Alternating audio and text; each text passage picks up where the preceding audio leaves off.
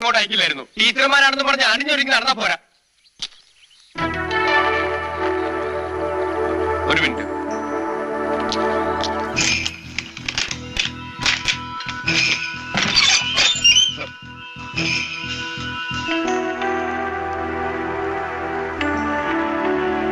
നിങ്ങൾ മ്യൂസിയത്തിൽ നിന്ന് എങ്ങോട്ടാ പോയത്?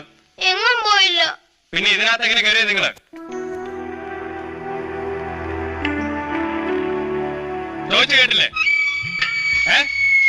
മ്യൂസിയത്തിൽ നിന്നപ്പോ പെട്ടെന്ന് അനുവിനൊരു തലവേദന വന്നു അല്ലേ? വയറുവേദനയായിരുന്നു. തലവേദനയും വയറുവേദനയും ഉണ്ടായിരുന്നു അല്ലേ? എന്നിട്ടെന്താ ടീച്ചർമാരുടെ അടുത്ത് പറയാഞ്ഞേ? അത്രയ്ക്കൊന്നും ഇല്ലായിരുന്നു ചാച്ച. അതുകൊണ്ട് അവരെ ബുദ്ധിമുട്ടിക്കണ്ടെന്ന് കരുതി. ശരിയാണോ പറഞ്ഞു?